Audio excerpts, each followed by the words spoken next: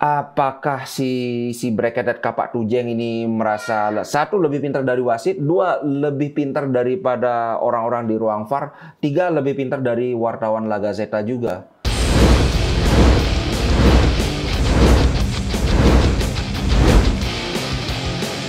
Halo Sobat Ngomin, apa kabar? Kembali berjumpa dengan Ngomin setelah sebelumnya kita berhasil mengalahkan Frosinone dan berhasil menggusur Juve dari puncak. Oh iya, sebelum kita masuk ke inti dari konten kali ini, aku ingatkan buat kawan-kawan, kemarin itu aku bikin giveaway dan giveaway-nya itu disediakan oleh sponsor yaitu adiknya Di Marco 32. Oke.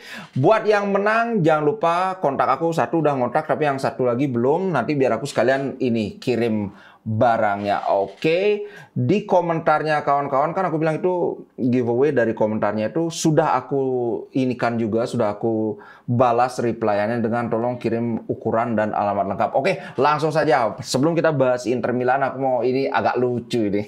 Lagi-lagi terkait dengan Mourinho. Jadi gini kan, Lazio lawan Roma, derby lah ya. Nah, seri 0-0. Nah, ada kejadian lucu dikit aja. Mourinho mengkritik si Pedro. Dia bilang ini, dia adalah pemain yang fantastis. Tapi dia juga bisa jadi perenang karena cara dia melakukan diving itu sangat fantastis. Ini kan biasalah Mourinho. Nah, yang lebih lucu itu adalah Cataldi, ini temannya Pedro. Dia bilang gini ketika press con, Mourinho itu selalu ngomong soal title, tapi menurutku si Pedro memenangkan lebih banyak title dibandingkan Mourinho. Padahal ternyata itu salah. Yang benar itu Mourinho memenangkan 26 title total, sedangkan Pedro itu 25. Ada aja. Nanti ini pasti akan disahutin lagi sama Mourinho karena biasanya dia nggak mau yang gini gitu, didiamin aja. Nah, berikutnya adalah salah satu target Inter yaitu Colpani. Woi, Colpani semakin menggila, Pak. Sampai-sampai dia sekarang ini dibanding-bandingkan dengan Bellingham dan dia sudah dipanggil juga ke timnas Italia. Waduh, kalau Inter bisa mendapatkan Colpani, ini akan jadi bagus banget, sangat impresif. Dari 12 pertandingan so far dia sudah mencetak 6 gol dan 1 assist. Ini hebat sih menurutku ini. Kalau bisa Inter, tapi aku nggak tahu sih apakah dia bisa didapatkan gratis atau gimana situasi kontraknya. Yang penting Inter baru penjajakan aja.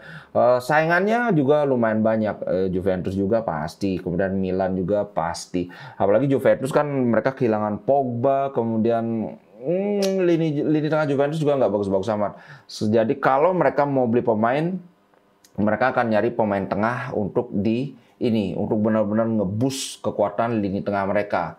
Nah, kemudian ini kabar bagus buat kawan-kawan yang kemarin, wah kenapa itu si Aslani ternyata cedera. Tidak ada yang perlu dikhawatirkan, tidak ada alarm. Tidak ada alarm itu maksudnya tidak ada sinyal tanda bahaya begitu. Itu cuma ada minor saja, cuma ya ketegangan di otot paha sedikit. Nah, seperti yang aku bilang beberapa kali ya, ini bagusnya sekarang karena industri olahraga itu sudah sangat maju.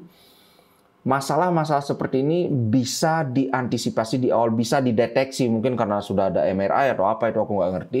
Yang jelas tim dokter, tim medis itu sudah tahu. Jadi ya udah, wah ini jelek nih kondisinya, jangan dipaksain. Sehingga besar harapannya cedera yang lebih parah itu bisa dicegah. So itu tentang Aslani ya, nggak perlu khawatir. Nah, kemudian masih tentang pertandingan kemarin lawan Frosinone, ada catatan khusus untuk Lautaro Martinez. Solid supporting role. Jadi ya intinya sih gini, secara umum Lautaro itu mainnya bagus. Ini menurut Tuttosport ya, tapi sayang tidak mencetak gol.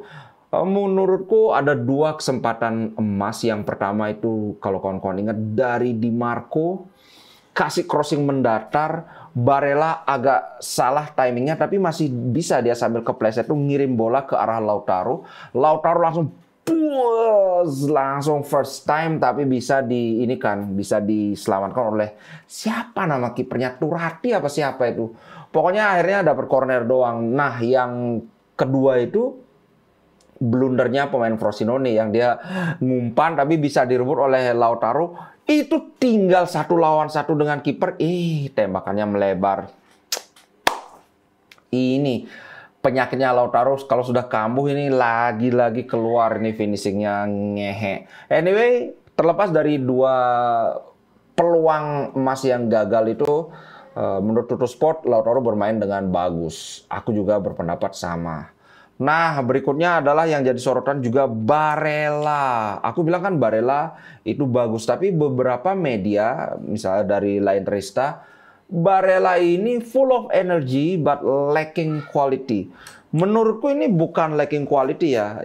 Yang lebih tepat itu adalah Barella gagal memberikan produk akhir, kayak final pass-nya itu gagal. Tapi kan dia ada beberapa key pass. Contohnya yang aku bilang tadi itu dia kasih Lautaro, coba kalau itu bisa diselesaikan, itu kan sudah jadi assist. Nah, di sini kelihatan dia ada 1 key pass yang tadi aku sebutkan itu. Kemudian ada 2 shot off target, ada 1 shot on target, kemudian ada 3 dribble attempt, 3-tiganya berhasil. Kemudian ground duel ada 5, 3 dia menangkan, duel udara dia menangkan juga, cuman memang agak banyak dia kehilangan bola 13. Nah, overall menurutku Barella tampil cukup bagus ya. Mungkin di lapangan tengah itu kemarin antara Hakan dan Barella seimbang. Kalau menurut kalian gimana? Kalau menurutku masih lebih bagus Barella dibandingkan Hakan Calhanoglu. Cuman ya jelas skornya Hakan pasti lebih gede karena dia mencetak gol lewat penalti itu kan. Alright, itu tentang Barella. Berikutnya adalah, setelah Inzaghi terpilih sebagai Coach of the Month untuk bulan lalu, lagi-lagi Inzaghi dipuji untuk perfect team selection. Tapi menurutku ya, ini nothing soal perfect team selection. Kita sama-sama tahu siapa pemain terbaik di Inter. Dan ketika kemarin itu sudah dirotasi, ya mau nggak mau sekarang tentu saja pemain terkuat Inter yang akan tampil. Menurutku ini apa ya, walaupun aku fansnya Inzaghi, ini pujian yang tidak perlu sih menurutku. Karena kalau ingin memuji itu ya ketika lawan Salzburg bahwa di sana diadakan rotasi. Tapi dalam pertandingan kemarin siapapun yang melatih pasti akan siapa pemain terkuat. Thuram dan Lautaro, ya udah tampilin Thuram, Lautaro. Siapa wingback kiri yang paling bagus? Di Marco, ya udah mainin Di Marco. Maksudku ini apa ya? Doesn't take a genius to take that decision menurutku ya. Oke, kemudian berikutnya adalah ini ada pandangan yang menarik dari Jose Mourinho. Dia bilang gini, lagi-lagi ada lucunya. Tentang title race sama dengan pendapatnya Arrigo Sacchi bahwa ini akan mengerucut pada 2, yaitu Inter dan Juventus. Inter dia bilang pendek saja, fantastic team, nggak perlu banyak bacot, udah fantastic team. Nah kemudian Juventus ternyata berlawanan dengan apa yang selama ini aku bilang. Dia bilang bahwa Juventus itu adalah good team, tim yang bagus dengan pelatih yang fantastis. Jadi menurut Mourinho, Allegri ini adalah pelatih yang bagus. Aku sempat baca artikel bahwa Juventus bermain seperti yang sekarang ini kan, bermain defensif, tidak boring lah istilahnya ya. Itu karena terpaksa, bukan karena Allegri-nya yang pingin seperti itu, tapi karena ya Pogba sudah tidak bisa dimainkan, kemudian pemain-pemain lain juga silih berganti cedera. Nah, aku tidak mengikuti Juventus, jadi aku tidak bisa menilai. Yang jelas ada analisa seperti itu. Kalau menurut kalian gimana? Kayaknya memang Allegri dari dulu mainnya selalu defensif deh ya. Itu sih kalau menurutku. Kemudian kita bahas yang agak-agak ini. Pertama soal golnya Di Marco. Wah, lihat ini, jeng-jeng. Wah, Khalil Gibran nih. Aku tahu nih pendukung Melon nih. Jadilah penikmat sepak bola yang cerdas, bos. Semua pemain sepak bola baik tarkam maupun profesional kalau mau nembak ke arah gawang, dari anggota tubuh sampai kepala dan pandangan itu tertuju ke depan gawang. Kalau sudah miring berarti itu mau ngumpan. Gimana kalau sudah miring? Sedangkan aku sudah melihat sendiri bahwa pandangan Di Marco sebelum melepaskan tembakan itu adalah ke arah gawang. Dan ini terus terang aku nggak ngerti maksud gambarnya ini apa. Ini ngelihat ke bawah kan? Ini ngelihat ke bawah. Kemudian ada tanda panah ke arah sepatu. Kemudian ini ke arah sini. Apa Apa maksudnya ini? Kemudian ini tanda panah tanda panah ke kiri. Kemudian bola ke depan. Please, aku nggak ngelihat dari tanda panah random ini bisa ditarik kesimpulan bahwa Di Marco itu melakukan crossing. Lagi pula, so what gitu loh. Kenapa Di Marco yang nyetak gol? Kenapa mereka yang ribut? Aku ngerti mereka kesel karena jarak mereka semakin jauh dari Inter, bukan daripada. Tapi kenapa mesti kayak gini? Gila guys, bahkan ini sebenarnya sudah dibantah sendiri oleh Di Marco ya. Walaupun Mkhitaryan juga ada bilang, kukira dia itu melakukan crossing. Ini di Mkhitaryan yang ngomong, tapi ya Mkhitaryan karena kan dia deket, nggak tahu gimana kejadian sebenarnya. Sedangkan dari Di Marco sendiri, dia sudah bilang bahwa ini, aku sudah bahas kemarin, tapi kan ini kan konten lain lagi ya. Pada awalnya aku melihat Dumfries berlari. Tapi kemudian aku melihat Turati off his line. Off his line itu maksudnya tidak berada di garis yang seharusnya. Artinya terlalu maju. Kemudian syukurlah bolanya masuk. Kalau tidak, itu berbagai macam hinaan dan cacian itu akan berterbangan, berdatangan. Nah, sekarang pemainnya sendiri sudah bilang bahwa dia melakukan syuting. So, apa lagi yang diributkan? Dan yang lebih penting lagi, bukan apa lagi yang diributkan sebenarnya. Ngapain lu ribut? Itu kan. Dan tidak cukup dengan keributan itu saja. Iya, ini. Kalau ini langganan ini. Soal penaltinya Thuram. Mau ngeles model apalagi ler. Jelas si Marcus Coward. Kata-katanya. Diving, gol haram, 3 poin haram. Sepak bola gajah kembali terulang. Sepak bola gajah.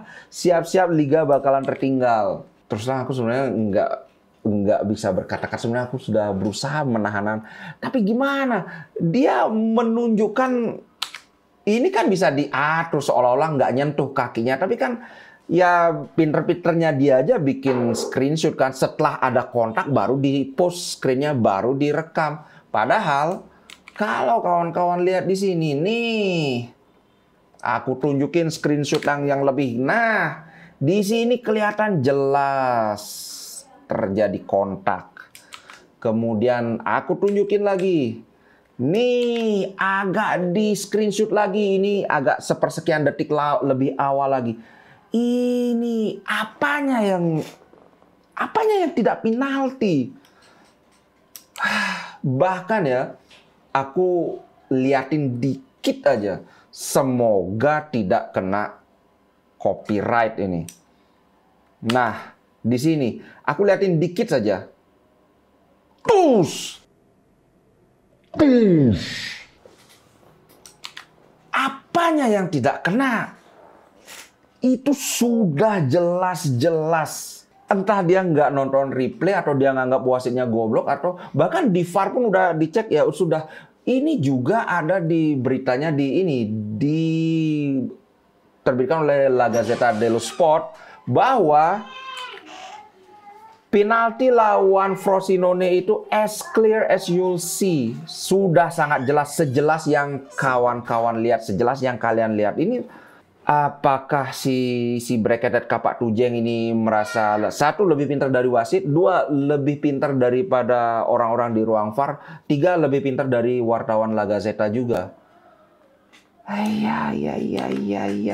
Tapi ya mungkin kalau nggak makan kali ya. Yang penting adalah kita nikmati ini. Jeng jeng. Siapa itu yang ada di peringkat 1? Inter Milan dengan berbagai rekor yang seperti yang aku bilang. Ini bukannya sombong ya, kita lihat kenyataannya aja. Kalau bilang, wah kenapa nyenggol-nyenggol Milan? Siapa duluan yang nyenggol? Kalau mereka sukanya nyenggol, tapi ketika disenggol langsung pura-pura jadi korban itu bacot. Yang penting kita lihat sekarang. Inter ada di puncak dengan 31 poin hasil dari 10 kali menang, 1 kali draw, 1 kali kalah. Tim paling subur kita yang pegang, tim yang paling sedikit kemasukan kita yang pegang. Kemudian tentu saja otomatis tim yang selisih golnya paling gede ya jelas kita yang pegang. Dan satu lagi, tim dengan clean sheet terbanyak yaitu 8 clean sheet di liga itu juga kita yang pegang. Nah, seperti pernah yang aku bilang, lagi-lagi aku ingatkan, Marotta pernah berkata, tim yang memenangkan liga itu biasanya tim dengan pertahanan terbaik yang paling sedikit kebobolan. Nah, di sini kita bisa, kita masih berada di track yang benar karena kita lebih sedikit kebobolan dibandingkan Juventus. Nggak usah kita lihat berapa banyak kita ngegol, berapa banyak Juventus yang ngegol. Karena kita pegang omongannya Marotta aja, biasanya yang lebih sedikit kebobolan. Nah, di sini kita masih berada di track yang benar. Tentu saja penentuan itu akan terjadi setelah jeda internasional. Ini adalah akan menjadi sebuah pertandingan yang berat. Kenapa?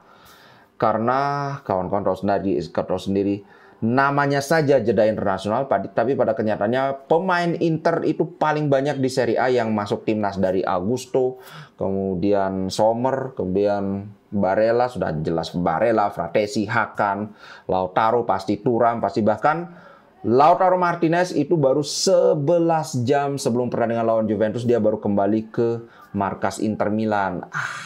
Ini bahaya sih. Ini berat ini lumayan berat dan ini juga bilang Arrigo Sacchi bilang walaupun pertandingan Inter lawan Juventus itu tidak akan jadi pertandingan penentu Scudetto, tapi ini akan memberikan kita gambaran. Kasarnya begini, tim terkuat di Serie A saat ini adalah Inter dan Juventus. Kalau logika sederhana aja, kalau Juventus bisa mengalahkan Inter, maka logikanya tim-tim lain itu mestinya ya bisa dikalahin sama Juventus. Begitu juga sebaliknya. Kalau Inter bisa ngalahin Juventus, maka tim-tim lain ya di atas kertas mestinya Inter bisa juga mengalahkan mereka. Gitu sih bro. Kalau aku sih cenderung setuju ya. Partai paling penting untuk penentuan Scudetto itu adalah Inter lawan Juventus. Kemudian kalau bagi Inter sendiri adalah berikutnya yaitu Inter lawan Napoli. Kalau Inter bisa sapu bersih ini 2 pertandingan, yakin sudah. Gitu sih kalau menurutku. Kalau menurut kawan-kawan bagaimana? Sekali lagi buat kawan yang menang giveaway kemarin itu, tolong hubungi aku lewat WA karena kebetulan kedua-duanya adalah member Ngominer, oke? Ciao guys, sampai jumpa di konten berikutnya. Inter Milan di dadaku, biru hitam warna